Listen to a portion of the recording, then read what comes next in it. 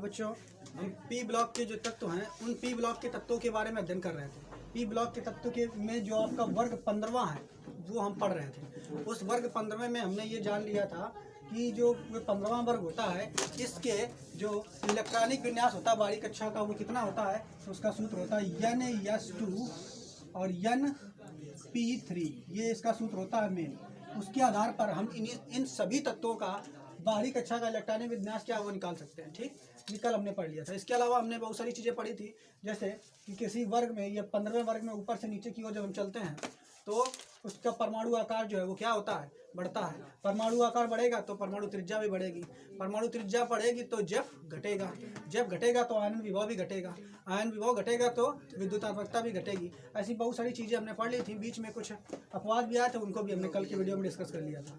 उसके अलावा हमने उसके जो भौतिक गुण है वो भी पढ़े थे। भौतिक गुणों में ये भी हम आपको बता दें कि नाइट्रोजन जो है, नाइट्रोजन यहाँ पे आप ध्यान से देखोगे, अगर आपसे पूछा जाए कि नाइट्रोजन जो है ये बनाता क्या, कौन सा अणु बनाता है, ठीक, तो नाइट्रोजन हमेशा N2 के रूप में रहता है। किस रूप में रहता है ये, N2, ठीक। जबकि फास्फोरस जो है ये P4 के रूप में रहता है। इसको भी आगे आपको पढ़ाया जाएगा, ये P4 के रूप में रहता है। इन दोनों के बाद में विस्तृत चर्चा करेंगे, ठीक है। इसके अलावा और बात हमने आपको बताई थी कि जो नाइट्रोजन और फास्फोरस ये दोनों हैं, ये दोनों किस अवस्था में रहते हैं, अधातु। ये क्या है, अधातु। इसके अलावा हम इसकी बात करेंगे आर्सेनिक और एंटीमनी, ये किस रूप में रहते हैं, तो ये उपधातु के रूप में रहते हैं। इसके अलावा ये लास्ट वाला जो बिस्मिथ है ये किस रूप में रहता है, तो ये पुअर मेटल होता है। क्या होता है, पुअर मेटल। ये बातें हमने कल आपको बता दी थी। आज हम इसके कुछ रासायनिक गुणों के बारे में पढ़ेंगे, और रासायनिक गुण में सबसे पहला जो हमें पढ़ना, ऑक्सीकरण अवस्थाएं पढ़नी है। क्या पढ़नी है, ऑक्सीकरण अवस्थाएं, यानी इन तत्वों की ऑक्सीकरण अवस्थाएं कितनी होती हैं। तो जनरली आपको बस ये बता दिया जाता है कि जो ये नाइट्रोजन और फास्फोरस जो तत्व हैं इनकी ऑक्सीकरण संख्या +3, ठीक है, +5 और -3, ये 3 होती है। लेकिन कैसे होती हैं ये हम आपको बताएंगे आज, ठीक। आपको ध्यान समझना है। देखो इधर यहाँ पे अगर हम बात करेंगे इसका अगर इलेक्ट्रॉनिक विन्यास लिखें तो ये होता है 2s2 और 2p3। कितना होता है, 2p3। इसी तरीके से इनका अगर लिखते चले जाएं तो 3, इसका अगर लिखते चले जाएं तो 3s2 3p3 ऐसे लिखेंगे ना, ऐसे लिख जाए। अच्छा, इसके अलावा देखो ध्यान से आप लोग समझोगे कि 2s2 और 2p3, यहाँ पे अगर आपसे पूछा जाए कि इसका क्या ये जो पी कक्षक है क्या ये पूरा है, क्या पूरा भरा हुआ है क्या, तो पी कक्षक यहाँ पे अगर आप ध्यान से देखोगे तो पी कक्षक पूरा नहीं भरा है। इस पी कक्षक को पूरा भरने के लिए अभी कितने इलेक्ट्रॉन चाहिए, 3, क्योंकि पी कक्षक को पूरा भरने के लिए टोटल 6 इलेक्ट्रॉन चाहिए होते हैं। कितने, 6। और इसके बारी कक्षा में कितने, 3 है भरे हुए हैं। कितने भरे हैं, 3। तो मतलब 3 खाली है। तो देखो कोई भी तत्व होगा, कोई भी अगर तत्व है, चाहे वो नाइट्रोजन हो, फास्फोरस हो, आर्सेनिक, कोई भी तत्व हो, वो हमेशा इसी उसमें रहता है कि उसकी जो बाहरी कक्षा में इलेक्ट्रॉन है वो या तो 2 हो जाए, कितने हो जाए, 2, या तो अधिकतम 8 हो जाए। क्यों, क्योंकि ऐसा अगर हो जाता तो वो अपने आप को कंफर्ट फील करता है, मतलब स्थायी समझ लेता है। क्या समझ लेता है, स्थायी। और अगर ये संख्या कम रहती है तो क्या होता है, वो अपने आप को स्थायी नहीं समझता, वो इसी जुगाड़ में रहता है कि भाई कोई मिल जाए तो हम अपने जो इलेक्ट्रॉनों की संख्या है वो बाहरी कक्षा में 8 कर लें या फिर 2 कर लें। तो ये जो आप देख रहे हैं नाइट्रोजन, ये क्या चाहता है, ये चाहता है कि कोई मेरी बाहरी कक्षा से या तो 3 इलेक्ट्रॉन ले जाए। कितने ले जाए, 3 इलेक्ट्रॉन या तो ले जाए। अगर 3 ले गया कोई इससे तो इसकी बाहरी कक्षा में कितने इलेक्ट्रॉन ले जाएंगे, 2, यानी स्थायी हो जाएगा। बात समझना मेरी बात। ये क्या चाहता है कि कोई मेरी बाहरी कक्षा से या तो 3 इलेक्ट्रॉन ले जाए। अगर 3 निकल जाएंगे तो बचेगी ये वाली कक्षा और उसमें 2 इलेक्ट्रॉन भरे हुए हैं, ठीक, ये स्थायी हो जाएगा। या फिर ये चाहता है कि मुझे या तो कोई 3 इलेक्ट्रॉन दे दे। क्या चाहता है, मुझे या तो कोई 3 इलेक्ट्रॉन दे देगा। अगर कोई इसका इलेक्ट्रॉन 3 ले जाएगा, अगर 3 ले जाएगा तो स्थायी हो जाएगा। ये क्या हो जाएगा, ये स्थायी। तो इसकी ऑक्सीकरण संख्या हो जाएगी +3। कितनी हो जाएगी, यहाँ समझते रहना मेरी बात। अगर 3 इलेक्ट्रॉन इससे चले जाएंगे तो जो देता है उसमें धनावेश आता है कि नहीं, तो अगर इससे 3 इलेक्ट्रॉन चले गए तो ऑक्सीकरण संख्या हो जाएगी +3। कितनी हो जाएगी, +3। यानी अगर इसको, अगर समझना, अगर इसको इसकी कक्षा से 3 इलेक्ट्रॉन को इसको दे दे, अगर कोई 3 इलेक्ट्रॉन दे दे तो इसकी बाहरी कक्षा में इसमें पी में हो जाएंगे 6 और टोटल कितने हो जाएंगे, 8, तब भी स्थायी हो जाएगा। तब इसकी ऑक्सीकरण संख्या हो जाएगी -3। कितनी हो जाएगी, -3। क्यों हुई, क्योंकि 3 इलेक्ट्रॉन ये ले रहा है, और जब लेता है 3 इलेक्ट्रॉन तो माइनस का आवेश आता है। तो अगर कोई 3 इलेक्ट्रॉन इसका ले लेगा तो +3 आएगा, यानी ऑक्सीकरण संख्या इसकी कितनी आएगी, +3। लेकिन कोई 3 इलेक्ट्रॉन को देगा तब भी ये अस्थायी अवस्था में आ जाएगा, यानी इसकी ऑक्सीकरण संख्या सब हो जाएगी तब -3। इसके अलावा और क्या हो सकता है, अगर इसकी ये जो देख रहे हो ना, यस में कितने अधिकतम इलेक्ट्रॉन है? 2। कितने अधिकतम इलेक्ट्रॉन है? 2। इसमें भाई 2 ही आ सकते हैं। पी में कितने? 3। या तो कोई ऐसा कर दे, इसके पांचों इलेक्ट्रॉन को खींच ले। क्या करें? पांचों इलेक्ट्रॉन को खींचे। अगर कोई इसके पांचों इलेक्ट्रॉन को ले लेगा या दे देगा ये अपने पांचों इलेक्ट्रॉनों को, तब भी ये स्थायी रह जाएगा। तब भी क्या हो जाएगा? ये स्थायी। और तब इसकी इलेक्ट्रॉन जो ऑक्सीकरण संख्या होगी वो हो जाएगी +5। कितनी हो जाएगी? +5। बात समझ पा रहे हैं?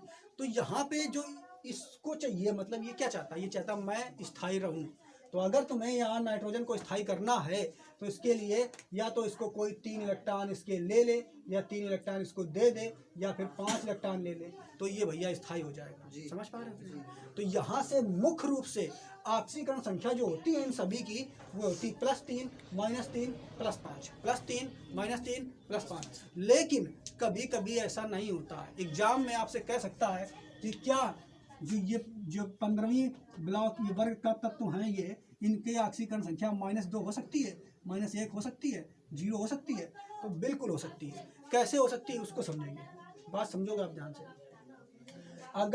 अगर बात समझे ना, ये 4 कितना आ रहा था इलेक्ट्रॉन? 4 आ था। ये बाहरी कक्षा में 3 आ जाए, लेकिन कोई इसको 2 ही दे के चला गया। कोई 2 दे के अगर चला गया तो -2 इलेक्ट्रॉन आएगा कि नहीं? आवेश इस पे कितना आ जाएगा? -2 आवेश आ जाएगा। यानी ऑक्सीकरण संख्या कितनी हो जाएगी? -2। तो हम ये कैसे जानेंगे? यार ध्यान समझे ना, हम ये कैसे जाने कि इसकी अधिकतम जो ऑक्सीकरण संख्या वो कितनी हो सकती है? तो इसको बताने के लिए हम आपको एक सूत्र बताते हैं, वो आपको ध्यान से देखना है। ठीक है? तो सूत्र क्या है बच्चों? देखो, आपसे अगर कह दे कि जो पी ब्लॉक के तत्व हैं उसमें अधिकतम ऑक्सीकरण संख्या कितनी हो सकती है, तो आपको सूत्र एक याद रखना है, n से n-8, n से n-8। अब n क्या है इसको देख लेते हैं। तो n क्या है? जो इसमें बाहरी कक्षा है जो दिख रही है यस और पी, इसमें कितने इलेक्ट्रॉन है? 5।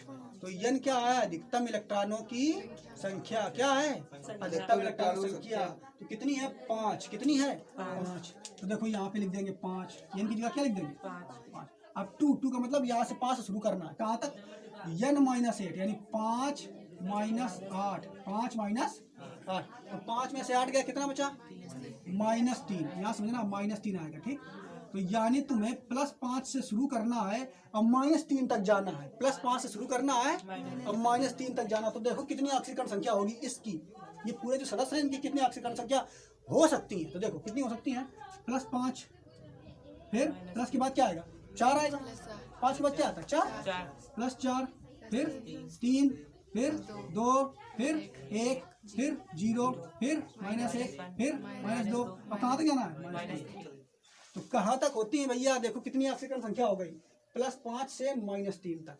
तो पी ब्लॉक के जितने सदस्य हैं उनकी ऑक्सीकरण संख्या कहाँ से कहाँ तक हो सकती है? +5 से -3 तक। +5 से -3 तक। आपसे ये पूछेगा कि मुख्य रूप से ऑक्सीकरण संख्या कौन होती है? तो मुख्य रूप से +5। अगर +5 हो गया, यानी 5 उसने दे दिया, तो वो स्थायी हो जाएगा, सुकून में हो जाएगा। ठीक? -3, अगर -3 यानी 3 उससे निकाल दिया तब भी वो सुकून में हो जाएगा। ठीक? और क्या है? +3 का मतलब 3 उसको किसी ने दे दिया तब भी वो स्थायी हो जाएगा। ठीक? तो मुख्य रूप से ऑक्सीकरण संख्या होती है +5, +3 और -3। इतनी बात आपको समझ में आ गई होगी। ऑक्सीकरण संख्या का मतलब यही है कि उससे इलेक्ट्रॉन कितने निकाल रहे हो और कितने दे रहे हो। अगर वह ऑक्सीकरण संख्या, जिन ऑक्सीकरण संख्याओं में वह तत्व स्थायी हो जाता है, वह उसकी मुख्य ऑक्सीकरण संख्या कहलाती है। तो पी ब्लॉक से आपसे पूछा जाएगा कि जो पी ब्लॉक में 15 वर्ग है, 15वां वर्ग है, उसमें मुख्य ऑक्सीकरण संख्या कौन सी होती है? तो 3, -3 और 5।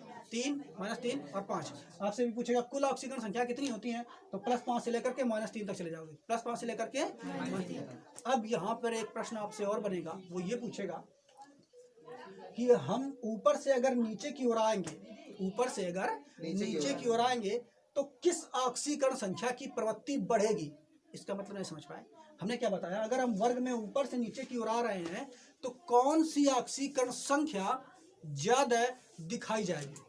तो जब हम वर्ग में ऊपर से नीचे की ओर आते हैं तो प्लस का जो 3 है, प्लस का 3 या माइनस का 3, इसकी जो आने की दर होती है वो ज़्यादा होती है, लेकिन +5 की जो दर होती है वो कम होती है। क्यों होता है कम? ऐसे इसको समझ लेते हैं। देखो यानी ऊपर से जब नीचे की ओर हम आएंगे बच्चों इधर ऐसे, तो +3 यानी इस जो बिस्मित आप देख रहे हो इसकी +3 हो सकती है, -3 भी हो सकती है, लेकिन +5 इसकी बहुते कम होगी, हो ही नहीं सकती। ठीक, जबकि इसकी बात करेंगे एंटी मनी की तो +3 -3 हो सकती है, लेकिन +5 होने में इसको लाले पड़ जाएंगे। ठीक, लेकिन ऊपर वाले जो हैं ये +3 भी दिखाएंगे, -3 भी दिखाएंगे और +5 भी दिखाएंगे। तो कहते ऐसा क्यों होगा कि इसकी +5 नहीं दिख रही है, तो इसको समझ लेते हैं। ठीक है, देखो होता क्या बच्चों, जैसे ही हम ऊपर से नीचे की ओर चलेंगे, देखो प्रश्न यहाँ पे ये है कि जैसे हम ऊपर से नीचे की ओर चलते हैं तो जो इसकी ऑक्सीकरण संख्या है वो +3 आने की चांसेस ज़्यादा है, -3 भी आ सकता है, लेकिन +5 आने के चांसेस घट जाते हैं। ऐसा क्यों होता है ये हम बताने जा रहे हैं। तो ऐसा इसलिए होता है, देखो इधर समझो, जो नाइट्रोजन है इसका परमाणु क्रमांक 7 होता है। कितना होता है? 7। फास्फोरस का 15, आर्सेनिक का 33, एंटीमनी का 51 और इसका 83। तो जैसे हम ऊपर से नीचे की ओर चलेंगे तो होता क्या है, इसमें जो नाभिक में, इसमें देखो इधर, इसमें नाभिक में देखोगे, इसके नाभिक में अगर हम इसका ये बनाएं तो इसका अगर नाभिक देखोगे तो नाभिक में कितने प्रोटॉन होंगे? 7। कितने प्रोटॉन होंगे? 7।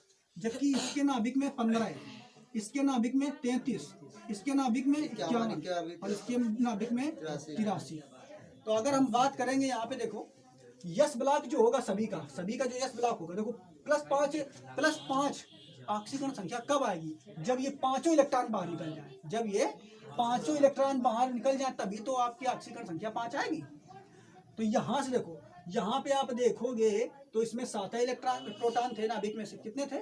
7। तो 7 जो प्रोटॉन है वो इन इलेक्ट्रॉनों को पकड़ के तो रखेंगे, लेकिन ज़्यादा तेज से पकड़ के नहीं रखेंगे। समझ पा रहे कि नहीं? और ज़्यादा तेज से पकड़ के नहीं रखेंगे तो उनको, यानी हम इसको और इसको बड़ी आसानी से निकाल सकते हैं। लेकिन जैसे ही नीचे आएंगे तो इसका देखो 15 हो गया, यानी जैसे ही नीचे बढ़े तो यहाँ पे प्रोटॉनों की संख्या कितनी हो गई? 15। अब ये इलेक्ट्रॉनों को बहुत तेजी से पकड़ लेगा। क्या कर लेगा? बहुत तेजी से। तो अभी तुम अगर पांचों इलेक्ट्रॉन निकालना चाहते हो तो तुमको ताकत लगानी पड़ेगी। ठीक, यहाँ से भी निकल जाएगा, जब पहले की तुलना में ज़्यादा ताकत लगानी पड़ेगी। फिर जब इसमें आगे तो अब इसमें प्रोटॉन कितने हो गए? 33। अब 33 और तेज से पकड़ रहे हैं। तुम क्या चाहते हो कि पांचों इलेक्ट्रॉन हमारे निकल जाए, लेकिन ये तो बहुत तेजी से पकड़ा है। अब 33 लोग इतनी तेजी से पकड़े हैं तो निकालने में तुम्हें और ताकत लगानी पड़ेगी। लेकिन जैसे ही तुम इसके पास आओगे तब तुम्हें अगर 5 इलेक्ट्रॉन निकालने हैं तो इतनी ज़्यादा ताकत लगानी पड़ेगी कि तुम 5 इलेक्ट्रॉन को निकाल ही नहीं सकते। अगर तुम्हारे 5 इलेक्ट्रॉन निकलेंगे नहीं तो +5 ऑक्सीकरण संख्या आएगी कैसे?